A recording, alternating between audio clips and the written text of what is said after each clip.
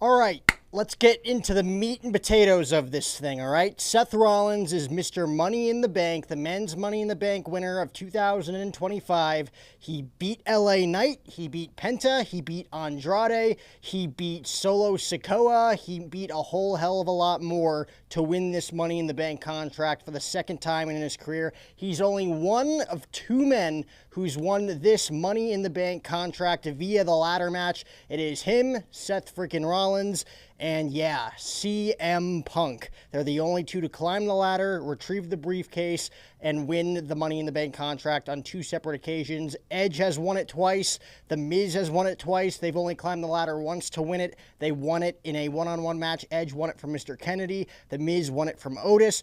But needless to say, Seth Rollins is going to be on a terror run with this Money in the Bank contract this time around because he's got Braun Breaker, because he's got Bronson Reed. Maybe most importantly, he has Paul Heyman. So let's get into the meat and potatoes of this thing, because Seth Rollins could do something here that, we've never really seen before. His first run as Mr. Money in the Bank, he went on a tear. He's probably the most famous Mr. Money in the Bank that the WWE has ever had. And again, that's saying a lot, considering Edge was Mr. Money in the Bank, CM Punk was Mr. Money in the Bank, The Miz was Mr. Money in the Bank, Randy Orton, John Cena. A lot of people have been Mr. Money in the Bank. Seth Rollins did something with that briefcase back in 2014 and early 2015 that no one else was really able to do. He made you almost forget that he was Mr. Money in the Bank because it took him so long to cash it in.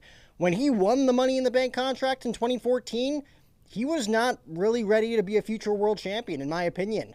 John Cena had won the WWE Championship that night after defeating Randy Orton and Kane in a ladder match. Seth Rollins had just turned on the Shield. He had just become a full-time singles professional wrestler in the WWE because he was in a group for the first year and a half of his WWE main roster career. He didn't really have any footing. He didn't really know his ideology. He didn't have an identity.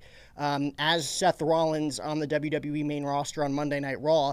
Triple H and Stephanie McMahon take him under their wing, joins the Authority. Seth Rollins has mentors in Randy Orton, mentors in Kane, mentors in The Big Show. Seth Rollins has J&J Security with Joey Mercury and Jamie Noble. He had a lot of help as a slimy, sneaky heel in the Authority. He had rivalries with John Cena. He had rivalries with Randy Orton. He had rivalries with Brock Lesnar, not to mention Dean Ambrose and Roman Reigns.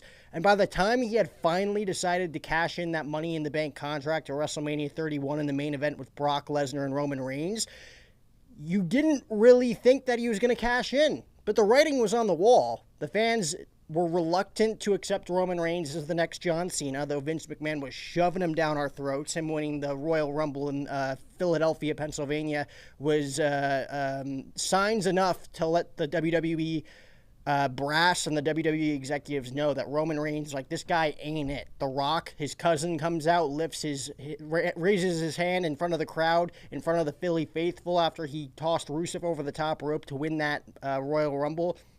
The only Royal Rumble win to this point in Roman Reigns' career. They were booing him out of the building. Seth Rollins, though he was getting booed, it was good heat. He was a bad guy. He was a heel, and he was a great heel, and it was coming to the point where he was ready to become that slimy, heelish version that the WWE needed to be their champion, because Brock Lesnar was a part-time WWE champion since SummerSlam. John Cena, old news. We've seen it. Been there, done that. Randy Orton, been there, done that at that point in time. WWE needed a fresh, new WWE champion, and it wasn't going to be Roman Reigns because he wasn't ready yet and the fans weren't ready. They were ready for Seth Rollins, though, and that music hit after that F5 from Brock Lesnar on Roman Reigns. I wasn't expecting it. I feel like a lot of people weren't expecting it. The heist of the century, as Michael Cole said, cashing in the Money in the Bank contract to pin Roman Reigns in that match. He didn't even pin the champion. He's the first guy to cash in Money in the Bank, and he didn't even have to pin the champion. That's how heel of a Money in the Bank cash-in that was from Seth Rollins to main event WrestleMania 31. He says that he's never evented Night 2 of WrestleMania, and that's his last goal in the WWE. In my opinion, and a lot of people's opinions, he had one of the greatest main event finishes finishes in WWE history, with the confetti and the fireworks going off in Santa Clara, in San Francisco, California at WrestleMania 31. He had one of the greatest WrestleMania main event moments of all time to close that show. He still wants to do more. He could do it this year. What if he's the first ever Money in the Bank contract holder to cash in this Money in the Bank contract in the main event of WrestleMania twice? WrestleMania 31, WrestleMania 42. Why not? He joined forces with Paul Heyman to turn on CM Punk and Roman Reigns at WrestleMania 41 in Las Vegas, Nevada. What if he cashes in the Money in the Bank contract and wins the undisputed WWE Championship in the main event of WrestleMania 42 in Las Vegas, Nevada? There's a lot that can be told with this story. He can really cash in whenever he wants. Seth Rollins has Braun Breaker. He has Bronson Reed. He has Paul Heyman to do his bidding. He could get WWE and World Heavyweight Championship matches without cashing in the contract because of his star power. Seth Freakin Rollins has all the power in the world. He's got the whole world in his hands. To quote Bray Wyatt, the late great Bray Wyatt, Seth Rollins can do really whatever he wants over the next year with that contract, whether he cashes in next week on Raw, whether he cashes in at Night of Champions in that match between John Cena and CM Punk, whether he cashes in at SummerSlam, whether he waits till later on in the year to cash in. We don't know who Seth Rollins is going after either. I mean, last night after the Punk and Cena promo, you almost made it seem like that Seth Rollins was going to go after the Undisputed Championship as opposed to the World Heavyweight Championship. Remember, in 2023, when they introduced that World Heavyweight Championship, Seth Rollins was the man that carried that title and made it relevant in a world in WWE where Roman Reigns held the WWE hostage with the Universal and WWE Championships. Roman Reigns was the guy, the champion, the only world champion in WWE that they had to insert a brand new title and bring back the World Heavyweight Championship that they retired in 2013. Seth Rollins carried the weight of that on his shoulders and made the World Heavyweight Championship relevant. Even when Roman Reigns said that's the loser's bracket, that's the consolation prize right there. He absolutely buried Seth Rollins in that World Heavyweight Championship on the build in the road to WrestleMania 40, but Seth Rollins kept carrying away. Drew McIntyre ends up winning the title, and then CM Punk screws him. Damian Priest with a huge cash-in, huge moment. That moment doesn't happen unless Seth Rollins elevates the World Heavyweight Championship to the level that he did going into WrestleMania 40 and throughout 2023. So that World Heavyweight Championship where it stands right now is because of Seth Rollins. Jey Uso and Gunther had a great World Heavyweight Championship match in the main event of Monday Night Raw last night in Phoenix, Arizona at the Footprint Center. Back and forth, sleeper hold, sleeper hold, sleeper hold, sleeper hold.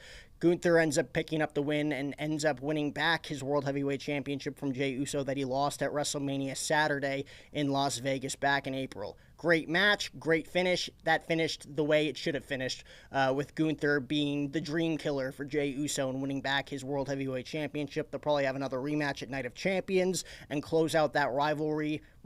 We'll see if Jey Uso reclaims the World Heavyweight Championship. I think it was a good run. He had his moment. He won the World Championship. The fans got behind him. He wins the Royal Rumble. I don't think Jey Uso necessarily needs the World Heavyweight Championship moving forward, whereas Gunther can continue to be the dominant World Heavyweight Champion moving forward on Monday Night Raw. And given that Gunther is the World Heavyweight Champion on Monday Night Raw, it's not necessary for a heel Seth Rollins to ever cash in on a heel Gunther, and Gunther is too dominant of a champion to bury having Braun Breaker and Bronson Reed beat the holy shit out of him and having Seth Rollins cash in the Money in the Bank contract. As much as I'd love to see Seth Rollins versus Gunther for the World Heavyweight Championship, bad guy versus bad guy rarely happens in the WWE, and I haven't seen it ever since I've watched WWE. So it seems like Seth Rollins could potentially be going after the winner of the Night of Champions matchup between John Cena and CM Punk. I mean, CM Punk and Seth Rollins rivalry goes all the way back to 2014 when CM Punk walked out of WWE for a decade. He returned. Seth Rollins was not happy. You saw the video after Survivor Series of Seth Rollins flipping him off. It took over a year and a half for them to have their first one-on-one match. Raw on Netflix, a great back-and-forth wrestling match between CM Punk and Seth Rollins with Punk picking up the win. Punk would then pin him again at the Elimination Chamber before Seth Rollins got the huge win in the main event of WrestleMania 40. But again, He didn't pin CM Punk in that triple threat match. He pinned the Tribal Chief Roman Reigns, and we're going to have to get to that feud at some point as well. That's a WrestleMania main event in itself, and WWE might hold off on Seth Rollins versus Roman Reigns in that main event for WrestleMania 42 in Las Vegas. So now you tell the story of Seth Rollins versus CM Punk going into SummerSlam, going into Survivor Series War Games, and going into 2026, because I don't think that rivalry's even close to being over. Seth Rollins cashing in on a heel John Cena doesn't make sense either.